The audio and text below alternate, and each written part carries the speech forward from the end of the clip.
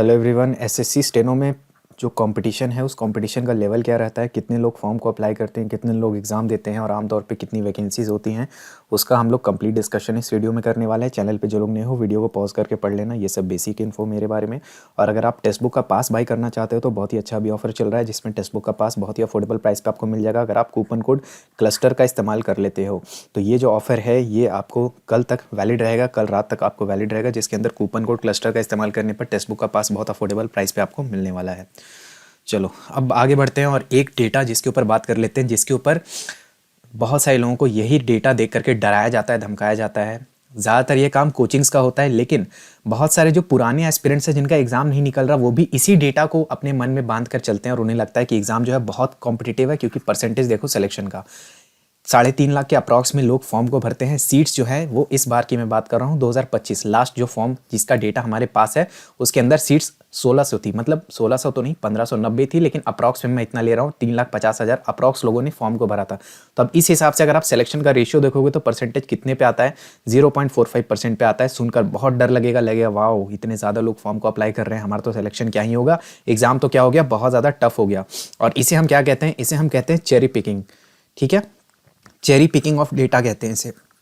इसमें होता क्या है कि वैसे डेटा पॉइंट्स को आप उठाओ जिससे आपका केस स्ट्रांग लगे। अगर आप दिखाना चाहते हो कि एग्जाम बहुत कॉम्पिटिटिव है, बहुत टफ है, तो आप दिखा सकते हो इन डेटा को लेकर के, लेकिन ये कंप्लीट रियलिटी नहीं है। अगर मैं एक कोचिंग वाला हूँ, मुझे अपना कोर्स बेचना है, जैसे हमारा जीके का कोर्स है, जीके जीनियस बैच है। अगर मुझे आपको डराना है, क्योंकि डरा कर ही कोर्सेज बिकते हैं, ठीक है, तो अगर मुझे आपको डराना है, मैं आपको ये डेटा दिखाऊंगा और फिर मैं आपको बोलूंगा कि सेल्फ स्टडी से करना मुश्किल है, आपको मेरा कोर्स लेना ही लेना पड़ेगा और फिर जाकर के मेरे कोर्सेज के अच्छे सेल होंगे। लेकिन मेरा मकसद ये नहीं है कि आपको मिसगाइड करके सिर्फ और अपने सेल्स को बढ़ाया जाए, ठीक है, ये असली डेटा नहीं है, क्योंकि इतने लोगों ने तो फॉर्म भरा।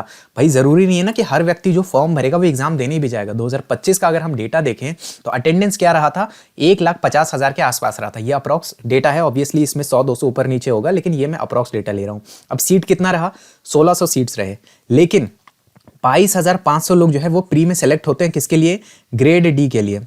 ठीक है, ग्रेड डी की वैकेंसी पूरी 1600 में नहीं है, इसमें से लगभग आप 200 वैकेंसी कम कर दो, वो ग्रेड डी की वैकेंसी है। अब ग्रेड डी मैं क्यों ले रहा हूं, क्योंकि ग्रेड डी ही एक्चुअल नंबर है। ग्रेड सी में जो भी लोग सेलेक्ट होंगे उनमें से ज्यादातर लोग ग्रेड डी के लिए भी सेलेक्टेड ही रहते हैं, बस एज वाला फैक्टर रहता है, एज डिफरेंस है, तो कुछ लोग ग्रेड सी में ऐसे होंगे जो ग्रेड डी में नहीं होंगे, लेकिन ज्यादातर लोग जो ग्रेड सी में रहेंगे वो ग्रेड डी में भी सेलेक्टेड रहेंगे। तो इसलिए मैं ग्रेड डी का ही डेटा ले रहा हूं, इसी को मान करके चल रहा हूं। तो अगर आप यहां पर ग्रेड डी के डेटा से इसे कंपेयर करोगे तो आपको समझ में आएगा कि अप्रोक्सीमेटली 15 टाइम्स लोगों का सिलेक्शन हो रहा है आपके प्री में स्किल टेस्ट देने के लिए। अब एसएससी दूसरे एग्जाम्स में 9 टाइम्स या 10 टाइम्स, 9 to 10 टाइम्स लोगों को टियर 1 से टियर 2 की तरफ लेकर जाती है, लेकिन एसएससी को ऐसा क्यों करना पड़ता है कि यहां पर 15 गुना लोगों को वो क्वालिफाई करवा रही है प्री में। इस चीज को, इस लॉजिक को आप समझोगे तो बहुत चीजों को समझ पाओगे। देखो ये जो एग्जाम है ना, इस एग्जाम का फीस कितना है, 100 रुपए है। ठीक है, अभी फिलहाल के लिए 100 रुपए, अगले साल क्या रहेगा वो देखा जाएगा, मतलब अगला जो एग्जाम आएगा, लेकिन 100 रुपए है। ज्यादातर कैटेगरी वाले स्टूडेंट्स के लिए और वुमेन के लिए 1 भी रुपया नहीं लगता, वो फ्री में फॉर्म को भर सकते हैं। ठीक है, तो फॉर्म भरने के जब पैसे नहीं लग रहे या इतना छोटा अमाउंट लग रहा है तो फॉर्म बहुत लोग भर देते हैं। ठीक है, जिन्हें स्टेनो के बारे में पता भी ना हो, जिन्हें स्किल टेस्ट का आइडिया भी ना हो, वैसे लोग भी भर सकते हैं, उनका कोई उन्हें रोक नहीं सकता। इस बार क्या हुआ था, वेंडर चेंज हो रहा था और हर बार यही होता है कि सीजीएल वाले भी इसको फॉर्म को भरते हैं, सीएचएसएल वाले भी भरते हैं, लेवल को देखने के लिए एक प्रैक्टिस हो जाती है एग्जाम इन्वायरमेंट की। तो ऐसे लोग भी होते हैं। ठीक है, तो ये जो 22,500 क्वालिफाई कर रहे हैं आपके ग्रेड डी के लिए, इसमें से बहुत बड़ा नंबर ऐसे लोगों का होगा जो कि स्टेनो नहीं जानते, यानी कि स्किल टेस्ट का उन्हें आइडिया नहीं होगा। वो सीजीएल के एस्पिरेंट्स होंगे या स्किल टेस्ट का आइडिया होगा भी तो उनकी जो रिक्वायर्ड स्पीड है वो नहीं होगी, यानी 80 वर्ड पर मिनट मिनिमम स्पीड चाहिए इंग्लिश में, वो उनके पास नहीं रहेगा और वो कर भी नहीं पाएंगे इतने लिमिटेड टाइम में। ठीक है, फिर भी अगर हम माने तो परसेंटेज क्या रहा यहाँ, 15% लोग, यानी कि इस 1.5 लाख में से 15% लोगों का सिलेक्शन कम से कम प्री में तो हो ही जाएगा। 15% देख करके आपको क्या समझना है, जब मैं 15 को परसेंट से रेशियो के फॉर्म में कन्वर्ट करूंगा तो ये 3 से जाएगा, ये 2 से जाएगा, तो यहां पर कितना हुआ, 20 में से 3 लोगों का, यानी हर 20 लोग जो एग्जाम को दे रहे होंगे, अपीयर हो रहे होंगे, उसमें से 3 लोगों को स्किल टेस्ट के लिए क्वालिफाई कर लिया जाएगा, यानी 3 लोगों को स्किल का कॉल तो आ ही जाएगा।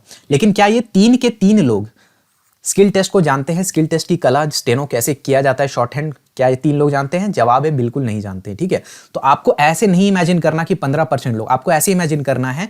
ठीक है, मैं आपको इसलिए थोड़ा आपको काम करने के लिए वीडियो बना रहा हूं कि 20 लोग हैं, 20 लोगों की एक क्लास है। ठीक है, उस क्लास में आपको केवल टॉप 3 पर आ जाना है, बस इतना काम आपको करना है प्री में कि मुझे टॉप 3 में आना आउट ऑफ 20 पीपल। ऐसा नहीं कि मुझे 100 लोगों में, 1000 लोगों में, 2000 लोगों में सिर्फ 20 लोगों ने मुझे टॉप 3 पर आना है, बस इतनी सी बात है। इतना क्या आप नहीं कर सकते कि आपके लिए अचीवेबल नहीं, या फिर ऐसे देखो कि 100 लोगों की क्लास है उसमें मुझे टॉप 15 पर आना है, तब मैं स्किल के लिए क्वालिफाई कर जाऊंगा। उसके बाद अगर आपकी स्किल टेस्ट अच्छी है, अगर मान लो आपके 100 वर्ड्स पर मिनट का स्पीड आपने पकड़ा हुआ है या 80 का भी पकड़ा हुआ है, तो आपके सिलेक्शन के चांसेस बहुत अच्छे बन जाते हैं, क्योंकि ये लोग जो क्वालिफाई कर रहे हैं ना दोस्त, इनमें से ज्यादातर लोगों को नहीं आता। देखो जो प्रैक्टिकल हमारा एक्सपीरियंस कहता है वो क्या कहता है कि 1/3 लोगों को ही स्किल आता है।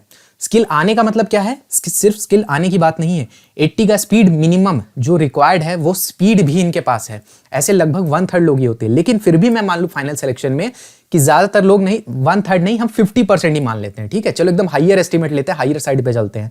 तो 50% का मतलब क्या है कि जो भी लोग सेलेक्ट हो रहे हैं उनमें से आधे लोगों को ही स्किल टेस्ट ढंग का आता है, 80 का स्पीड आता है। वैसे ये बहुत बड़ा नंबर है, इतने लोगों को आता नहीं है। तो इस हिसाब से भी देखोगे तो फाइनल सिलेक्शन का जो परसेंटेज है, फाइनल ये याद रखना, प्री का अलग होता है, फिर अभी जब आओगे स्किल का अलग होता है। तो 14% लोग, ठीक है, 14% का मतलब क्या है कि 100 में से आपको टॉप 14 पे रहना है। ये 100 ऐसे लोग हैं जिनका एग्जाम निकला है जो स्किल के लिए, जिनका कॉल आया है। अब जिनको कॉल आया उनमें से ज्यादातर लोग स्किल देने भी नहीं जाएंगे, क्योंकि उन्हें आता नहीं है, अगर आता भी है तो उनकी स्पीड नहीं है। इसलिए दिमाग में मेंटल बैरियर लेकर मत चलो कि एग्जाम बहुत ज्यादा टफ है। देखो एग्जाम बहुत ज्यादा ईजी नहीं है, इस मिसकंसेप्शन में भी मत रहना। एग्जाम बहुत ज्यादा टफ भी नहीं है।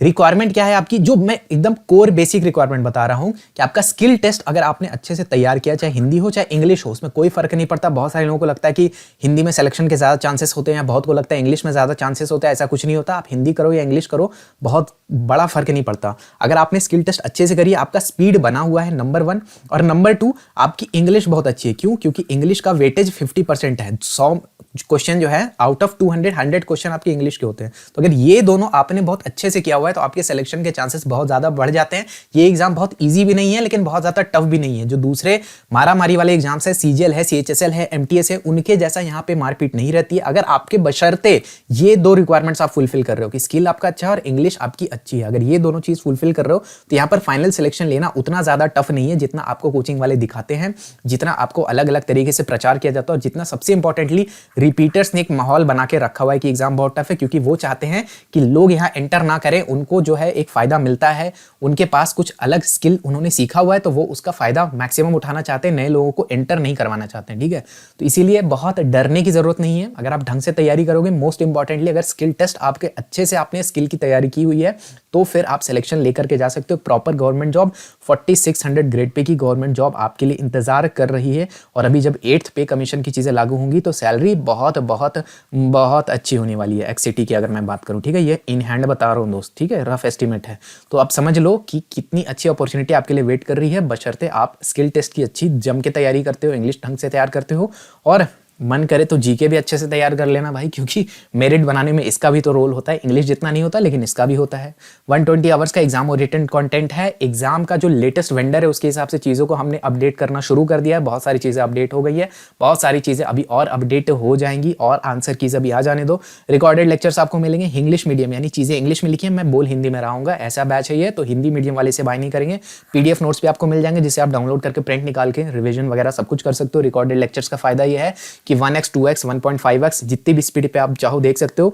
इस व्हाट्सएप नंबर पे व्हाट्सएप मैसेज करके इंपॉर्टेंट डिटेल्स इस बैच के बारे में ले लेना। और इसका जो डेमो लेक्चर है वो हमारे एग्जाम क्लस्टर चैनल पे, एग्जाम क्लस्टर के ऐप पे, एग्जाम क्लस्टर ऐप पे आपको मिल जाएगा, जिसका लिंक मैंने पहले कमेंट में लगा दिया। वहां से जाकर के डेमो देख लो, अच्छा लगे तो परचेज कर लेना। और एक कूपन कोड भी बताते चलता हूँ, ऑफिसर, ये कूपन कोड लगा देना तो मैक्सिमम पॉसिबल डिस्काउंट भी आपको इस बैच पे मिल जाएगा। वैसे भी इसका कोई प्राइस बहुत हाई नहीं है, लेकिन ये कूपन कोड लगाओगे तो और आपको डिस्काउंट मिल जाएगा। बाकी स्टेनो से रिलेटेड और इंपॉर्टेंट वीडियोस अभी स्क्रीन पे आ रहे होंगे। अगर स्टेनो की तैयारी कर रहे हो तो इन वीडियोस को फॉलो कर सकते हो।